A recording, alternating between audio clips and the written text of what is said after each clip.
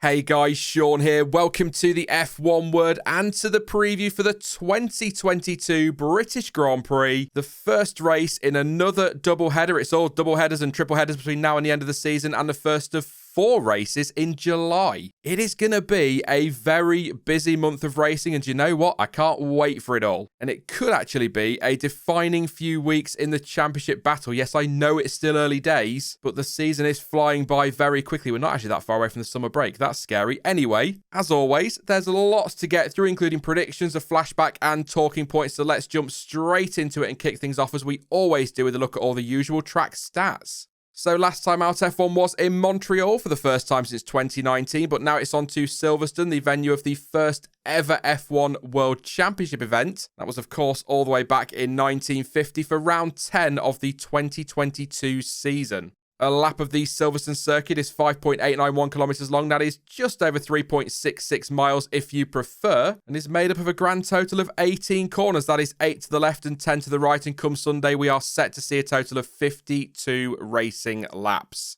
There will once again be 2 DRS zones to help with overtaking this weekend, and the first will run between turns 5 and 6, with the second down the hanger straight on the run to Stowe, the same as the last time we were at Silverstone, of course. The race lap record is a 1:27.097, and that was set by Max Verstappen in 2020. And last year's fastest race lap, actually, was set by Sergio Perez, who popped in a 1:28.617 on lap 50, as Lewis Hamilton led home Charles Leclerc and Valtteri Bottas as he took victory in a weekend that had absolutely no controversy whatsoever. Honest. And just to confirm, because it cropped up on a stream a couple of weeks back, this is not a sprint weekend. That is next time out in Austria. And actually, on the subject of sprinting, sprinters, of course, often wear running shoes that are made partly of rubber. And do you know what else is made of rubber? Yep, it's tyre talk time. Christ, that was a stretch. The compounds available for this weekend are the hardest in the Pirelli range, and they are the hard C1, the medium C2, and the soft C3. Now, whilst it is possible to overtake around Silverstone, contrary to what some may claim, it isn't actually easy to do due to the high-speed corner entries and windy conditions, and so strategy will be just as important as ever. Last year's winning strategy was a 2-stopper officially, although that did include a red flag tyre change, so really a 1-stopper. It is a high degradation circuit though, and we have seen many issues in the past with tyres giving up and even blowing out. Not just because of degradation, of course, but it's happened. And Pirelli actually say that along with Suzuka and Spa, Silverstone places the highest energy demands on the tyres all season, which is why they've had to go with the hardest compounds for this one. So it's not always as straightforward as stretching stints to pit just the once. Things can go very wrong, as we've seen in the past. And of course, safety cars could also impact strategy as they offer up the opportunity for a cheap pit stop. And the chance of seeing a safety car is actually very high at Silverstone. In fact, and this surprised me actually, every British Grand Prix since 2013 has featured at least one. So that could really mix things up when it comes to strategy on Sunday.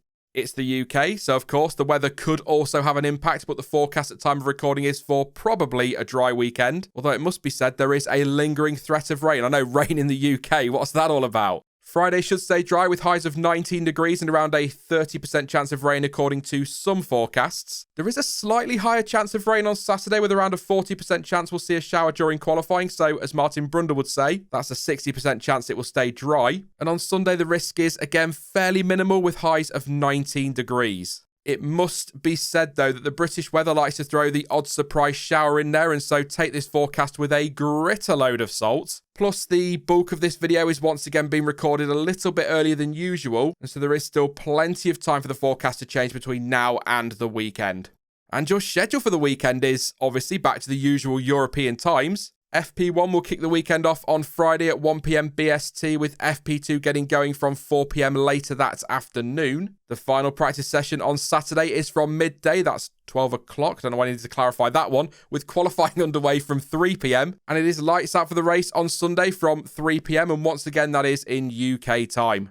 Now, before I flash back to a classic race and make my predictions, let's have a look at a few talking points ahead of this weekend's British Grand Prix. First up today, and as expected, most teams will be fitting upgrades to their cars at Silverstone, but McLaren and Haas have indicated they won't be bringing anything major to their packages this weekend. Both Aston Martin and Alpine have said that they will have some upgrades, and there is even talk of a big step coming from Red Bull. Williams has also confirmed that a big update package will be run on Alexander Albon's car at Silverstone with a focus around the bodywork and floor, with the aim of increasing the car's downforce. We also know that Mercedes will have some new parts, with Andrew Shovlin telling the F1 Nation podcast they will be bigger and more visible than the ones brought to recent races. Shovlin went on to confirm the team is looking at different front and rear wings, some changes to the floors as well as some other bits, adding that, quote, a lot of development this year is going on under the cars where people don't see it, but this will be a bit more obvious to those looking. Down at McLaren, no, Andreas Seidel has stated that concerns around the cost cap have put a stop to further developments for now. He explained the priority is instead on trying to unlock the full potential of the 2022 car before deciding which little changes will be needed over the course of the rest of the season.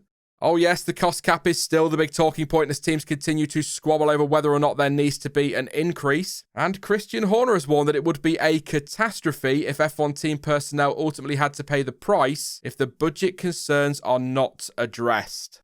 A number of teams, including Ferrari and McLaren, have already admitted that they are on course to break the cap because costs, including inflation, have risen so much. And whilst F1 and the FIA are working on a solution, not all teams think an increase is necessary. And Horner believes that if no agreement is reached, teams may be left with no choice but to sack staff or force them into a pay cut. The Red Bull boss explained that parts and people are the biggest cost drivers, adding that it would be a catastrophe, as I say, for the sport if, quote, people would have to take a hit for something that is beyond their control, and went on to say that he believes that raises a moral issue that needs to be dealt with. And whilst we are on Red Bull, the team has taken the decision to terminate the contract of test and reserve driver Yuri Vips after he was heard using a racial slur during a video game live stream last week. The team initially suspended him pending an investigation, but ahead of the Silverstone weekend, Red Bull issued a statement confirming that Vips' contract with the team has been terminated following that investigation, adding the team do not condone any form of racism. And finally, and unfortunately, we're having to stick with that topic as Lewis Hamilton says it is time for action to change archaic mindsets after remarks made by Nelson Piquet in an interview towards the end of last year surfaced on social media. Piquet used a word that translates as a racial slur while referring to Hamilton as he discussed the incident at Cops last year between Hamilton and Verstappen, and the 7-time world champion took to Twitter to say, "It is more than language, these archaic mindsets need to change and have no place in our sport. I've been surrounded by these attitudes and targeted my whole life. There has been plenty of time to learn. Time has come for action." Both F1 and the FIA did issue statements yesterday, with F1 saying discriminatory or racist language is unacceptable in any form and has no part in society. And the FIA said it strongly condemns racist language and behaviour and expressed its solidarity with Lewis Hamilton, adding the governing body, quote, fully supports his commitment to equality, diversity and inclusion in motorsport.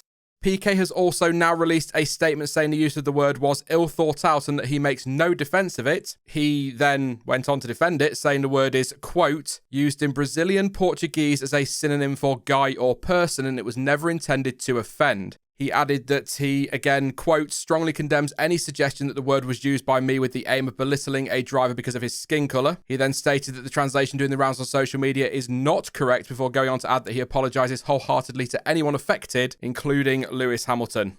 At time of recording, no official action has been announced. However, Autosport sources claim Nelson Piquet will not be allowed back into the F1 paddock. If that is officially confirmed or there is any more news on this between me recording this and the video going out, I will pop a link to an article in the description and comments with an update.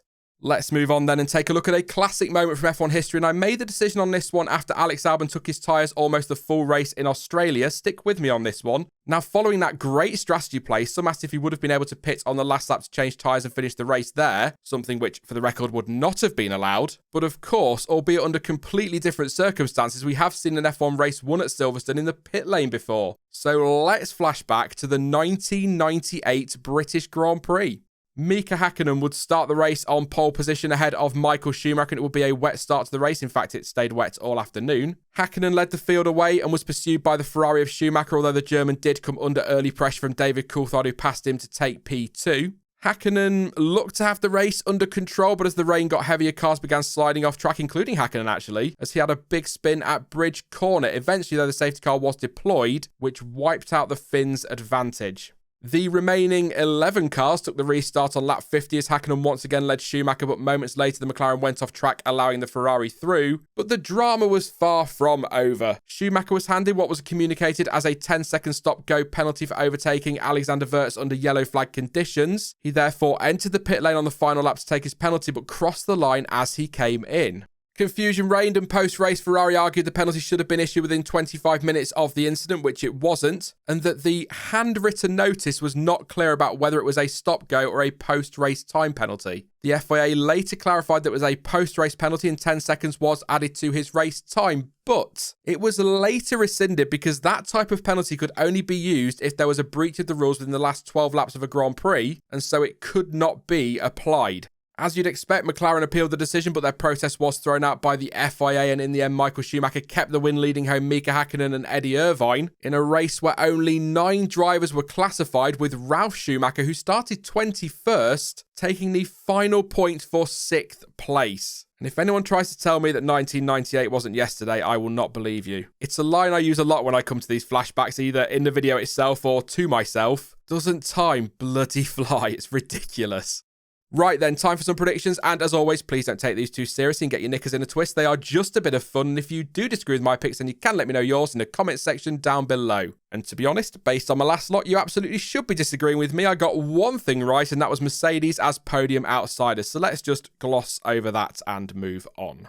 Now, this next run of races is a big one for Ferrari, and they need to start getting on top of Red Bull quickly, otherwise they will just run away with this championship. I don't necessarily believe this weekend is a must-win for Charles Leclerc, because there are still a lot of races to go, but we are not all that far off that point, and as I said at the start, these next 4 races could be critical. However, this weekend could be tough for them because the track will play to Red Bull's strengths, and there is a belief that Mercedes will be right up there at Silverstone. For full transparency again, I really do want Ferrari to win this one because I want another close title battle, but I can't shake the feeling that Red Bull will keep their winning streak going, especially if they rock up with some substantial updates. So, although they appear to lag behind a little bit on a Saturday, I'm still going to go with a Verstappen pole and say that he converts that into victory, leading home Charles Leclerc. Although, having said that, that new power unit could give Leclerc an additional boost on Saturday, so I may be well off with that one, and actually, that's a good point. So I'm going to change this on the fly and switch to Leclerc for pole, but still stick with Max for the win. I'm just thinking fresh power unit plus his qualifying form. Yeah, I probably should be backing Leclerc this weekend over 1 lap. But Red Bull's race pace has been superior for most of this season so far, so I'll stick with Max, like I say. I also fancy quite a fun battle between the 2 Mercedes drivers, Carlos Sainz and Sergio Perez, for that final podium spot, and that could be interesting. So I'll make my predictions interesting, and I'll go with Lewis Hamilton P3. Some may snigger at that, but I mean, if Mercedes have got the car in a good place with Hamilton's incredible form around Silverstone, I think you'd be mad to bet against him. And hey, with a bit of drama or some clever strategy or a little bit of luck, maybe we'll see George Russell up there with him too. You never know. And so yes, once again, Mercedes are my podium outsiders. As for some bolder predictions, according to reports, the Williams update could be worth a second a lap in qualifying. Sounds ambitious, I know, so I'm going to say that Alex Albon makes it into Q2 and goes on to nick a point on Sunday. I'm also going to go with a double points finish for Aston Martin and throw in a qualifying prediction to say that Daniel Ricciardo will out-qualify Lando Norris on Saturday. And although, yeah, maybe they won't be in the running for a podium, keep an eye on Alfa Romeo. That car is pretty solid. They'll probably have updates this weekend. Valtteri Bottas is on good form, and Zhou Guanyu has really stepped it up in recent races, so they could snatch a decent result. But all in all, this weekend is going to be a fascinating one because, like I say, a lot of teams bringing updates, and it could shake up the order a little bit. And you know what? I'm all for mixing it up a little bit this weekend. That is it for the British Grand Prix preview then, but don't forget you can let me know your thoughts and your predictions ahead of the weekend in the comment section down below. Apologies, by the way, if I sound a little bit off today. I'm suffering with a bit of a cold and hay fever all at the same time, which I can confirm is a hell of a lot of fun. You can pop your tiny violins away, it's fine. Now, I will be back live on Sunday shortly after the race with the usual reaction stream, but in the meantime, if you did enjoy this one, then please do leave a like as it really does help the channel out, and don't forget to subscribe so you don't miss out on any future content. But as ever, thank you for watching. I've been Sean, this has been the F1 Word, and until next time, goodbye.